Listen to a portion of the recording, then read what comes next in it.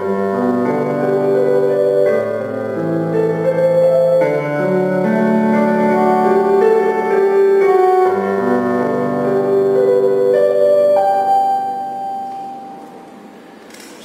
selamat pagi Bapak Ibu Saudara-saudara yang terkasih dalam Tuhan.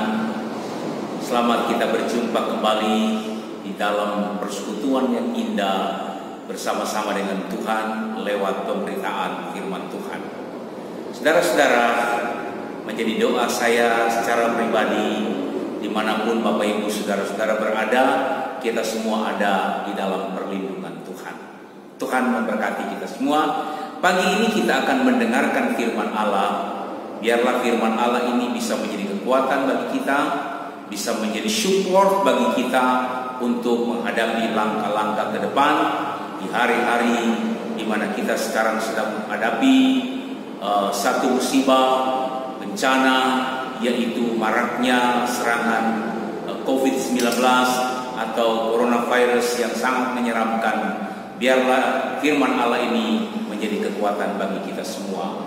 Baik Bapak Ibu Saudara-saudara, saya akan mengajak kita membaca firman Tuhan pagi ini di dalam kitab Mazmur pasalnya yang ke-103, ayatnya yang ke-13 dan ayatnya yang ke-14. Demikian bunyi firman Tuhan. Seperti Bapa sayang kepada anak-anaknya, demikian Tuhan sayang kepada orang-orang yang takut akan Dia. Sebab Dia sendiri tahu apa kita, Dia ingat bahwa kita ini debu. Saudara-saudara, saya teringat akan satu syair lagu yang sudah lama. Ya, dalam syair lagu itu berkata, di kaki Tuhan kutaruh hidup, ku mati dan hidup bagimu Tuhan. Syair lagu ini menggambarkan kepada kita tentang bagaimana perlindungan Tuhan bagi orang-orang yang menyerahkan hidupnya di bawah kaki Tuhan. Nah, pagi ini kita membaca satu pernyataan yang disampaikan oleh pemazmur tentang perlindungan Tuhan yang begitu maksimal dalam hidupnya. Perlindungan itu digambarkan seperti perlindungan seorang bapa kepada anak-anaknya. Seorang bapa tentu kita tidak perlu mempertanyakan lagi bagaimana upayanya memenuhi kebutuhan anak-anaknya dalam segala bidang, termasuk dalam bidang perlindungan. Dia ingin anaknya aman, terlindung. Itulah keinginan seorang bapa terhadap anak-anaknya. Nah, sebagaimana keinginan seorang bapa, sayangnya seorang bapa kepada anaknya, demikian pun sayangnya Tuhan kepada umat-umatnya. Gambaran betapa sayangnya bapa kepada anak-anaknya menjadi gambaran juga betapa Tuhan itu begitu memperhatikan, Tuhan itu begitu menyayangi kita sebagai umat-umat pilihannya. Ada dua hal dalam ayat ini yang perlu kita perhatikan, saudara-saudara. Yang pertama adalah bagaimana sayangnya seorang bapa. Sayangnya seorang bapa ini adalah sayangnya yang sayang dalam tingkat tertinggi di dunia ini. Sayangnya orang tua kepada anaknya. Nah, dengan gambaran sayangnya seorang bapa kepada anaknya, gambaran yang sama dipakai juga untuk menerangkan betapa Tuhan begitu menyayangi umat-umat yang dikasihi. Pertanyaannya adalah, mengapa Tuhan mengasihi umat-umatnya? Mengapa Tuhan begitu sayang kepada umat-umatnya? Sehingga gambarannya adalah betapa sayangnya bapa kepada anak-anaknya. Nah, dalam ayat ini saudara-saudara ditulis apa? Karena Tuhan tahu bahwa kita ini adalah debu. Kita ini adalah debu. Sekali lagi, karena Dia tahu dan Dia ingat bahwa kita ini adalah debu. Saudara tahu apa yang dimaksud dengan debu? tentu debu adalah sesuatu yang sangat-sangat rapuh. Debu bisa berterbangan di mana-mana. Debu bukanlah sesuatu yang solid.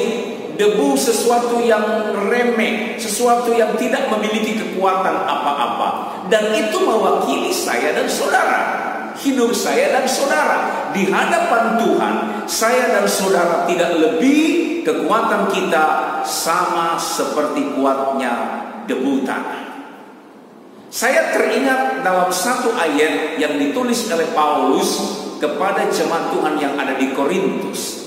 Ayat ini berbunyi kira-kira demikian: harta itu tersimpan dalam bejana tanah liat.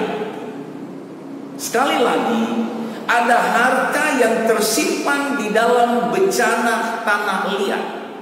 Dalam 2 Korintus pasal 4 ayat 7. Pertanyaannya saudara-saudara sederhana. Kenapa harta itu tersimpan di dalam sebuah wadah yang diberi nama bejana tanah liat? Bejana tanah liat adalah sesuatu yang rapuh. Bejana tanah liat, bejana itu dibuat dari debu tanah, dari tanah liat yang dibentuk sedemikian rupa indahnya sekalipun, tetapi bangunan yang dibentuk itu atau bejana yang dibentuk itu adalah bejana yang tidak memiliki kekuatan apa-apa. Sedikit saja dia terbentur, pasti bejana itu akan pecah. Lalu kenapa di dalam bejana tanah liat itu justru disimpan harta yang berharga, harta yang sangat bernilai? Nah, saudara-saudara yang saya kasihi, kalau kita bandingkan dengan kitab Mazmur tadi, bahwa kita ini adalah debu, maka sepakatlah kita berkata bahwa bejana tanah liat ini bicara tentang kehidupan saya dan kehidupan saudara sebagai umat-umat pilihan Tuhan. Di hadapan Tuhan kita ini seperti bejana tanah liat. Kita tidak memiliki kekuatan apapun. Kita rapuh, kita lemah. Itulah hidup kita. Barangkali kalau kita lihat dalam pandangan kita manusia, kita bisa melihat bahwa manusia itu memiliki kekuatan. Tetapi sadarilah Bapak Ibu Saudara-saudara, sampai seberapa jauh kemampuan kita, seberapa ada kemampuan kita, ketahuilah di hadapan Tuhan dan pada dasarnya kehidupan kita manusia itu rapuh dan sangat-sangat lemah. Saya buktikan misalnya dari segi jiwani, saudara-saudara, jiwa kita ini sangat rapuh. Begitu ada tantangan yang menggoncang jiwa kita, kita menjadi orang yang gampang putus asa. Begitu apa yang kita inginkan tidak terwujud, jiwa kita memberontak dan kemudian kecewa dan lain-lain halnya, sedih. Itu ada di dalam jiwa kita ketika kita mengalami persoalan. Bukankah itu membuktikan bahwa itu merupakan kelemahan kita? Dari sudut tubuh pun, saudara-saudara, tubuh kita ini rentan terhadap serangan yang datang dari luar. Hari-hari ini kita ditakutkan dengan hadirnya virus coronavirus, COVID-19 yang mewabah dengan begitu cepat. Saudara-saudara, penularannya begitu cepat, bahkan sangat-sangat mematikan. Dan ini membuat banyak orang takut menghadapi serangan ini. Ini membuktikan saudara-saudara bahwa tubuh kita ini rentan terhadap serangan dari luar, rentan terhadap berbagai macam penyakit, rentan terhadap serangan virus dari manapun itu datangnya. Belum lagi setiap langkah-langkah yang ada di hadapan kita, kalau kita tidak hati-hati, di sana ada malapetaka, di sana ada kecelakaan, di sana ada berbagai macam hal yang tidak kita inginkan. Bukankah itu membuktikan bahwa kita tidak dapat membentengi diri kita? Kita tidak dapat menyangkal bahwa saya dan saudara itu adalah makhluk yang lemah, yang membutuhkan perlindungan. Tapi puji Tuhan, berita baiknya pagi hari ini saudara-saudara, bahwa Allah adalah perlindungan kita. Dia sayang kepada umatnya. Kenapa dia sayang kepada umatnya? Karena umatnya ini lemah. Tapi dengan satu catatan, pada kesempatan pagi ini saya ingatkan kepada kita semua bahwa di tengah-tengah kelemahan kita, di tengah-tengah ketidakberdayaan kita, firman Allah mengingatkan dalam hidup kita ada harta yang tak ternilai harganya. Ada harta yang sangat bernilai. Harta itu ada dalam hidup kita. Harta inilah yang membuat kita menerima kasih sayang Tuhan. Harta inilah yang membuat kita menerima proteksi Tuhan. Harta inilah yang membuat kita disayangi Tuhan. Apa harta itu? Harta itu bicara tentang iman kita kepada Tuhan Yesus Kristus. Berbahagialah saya dan saudara, Bapak Ibu saudara dimanapun kita berada, kalau dalam hidup kita menerima Yesus sebagai Tuhan dan Juru Selamat. Tanpa kita sadari, di tengah-tengah hidup kita yang lemah ini, hidup kita yang tidak bisa membentengi diri kita ini, ada harta di dalamnya, yaitu kekuatan yang datang bukan dari diri kita, tapi kekuatan itu datang dari Tuhan Yesus Kristus yang ada di dalam hidup kita. Haleluya. Betapa bahagianya kita. Hari-hari ini saudara, seperti saya ingatkan tadi, mungkin banyak orang sedang mengalami ketakutan. Mungkin banyak orang sedang mengalami depresi bahkan.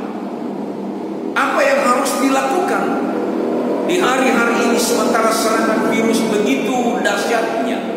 Ya, pemerintah mencoba memproteksi warganya dengan berbagai macam cara, dengan menghimbau supaya ada social distancing, supaya ada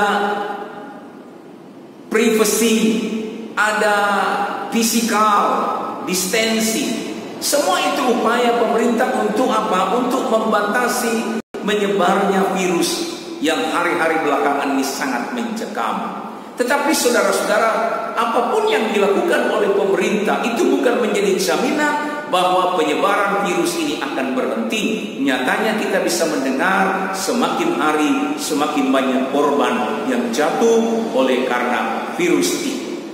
Itulah sebabnya menyadari hal itu, saudara-saudara yang dikasihi Tuhan, sebagai orang percaya, sebagai warga